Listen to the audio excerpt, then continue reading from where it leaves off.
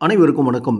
இப்பொழுது நீங்கள் பார்த்து கொண்டிருப்பது புதுச்சேரி எம்ஜி ரோடில் அமைந்துள்ள வரதராஜ பெருமாள் ஆலயத்தில் உள்ள வசந்த மண்டபம்.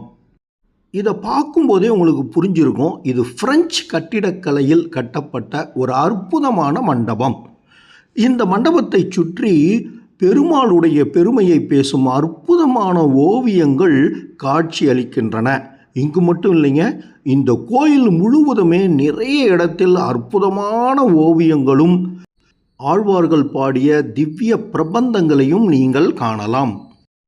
இந்த பிரெஞ்சு ஸ்டைலில் கட்டப்பட்ட வசந்த மண்டபத்தின் இன்னொரு சிறப்பு என்னவென்றால், இந்த மண்டபத்தை பாண்டிச்சேரியில் உள்ள அனைத்து மதத்தினரும் இணைந்து கட்டினார்கள் என்று கூறுகிறார்கள்.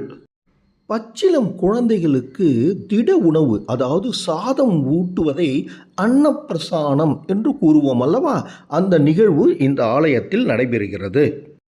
சோழர்களால் கட்டப்பட்ட சுமார் 1000 ஆண்டு பழமையான இந்த ஆலயத்திற்கு இன்னொரு பெருமையும் உண்டு.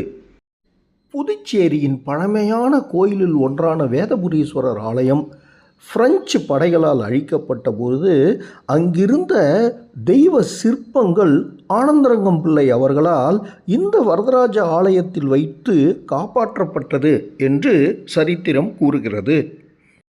மூலவர் வரதராஜ பெருமாள் நின்ற கோலத்தில் சுமார் 5 அடி உயரத்தில் அற்புதமாக காட்சியளிக்கிறார்.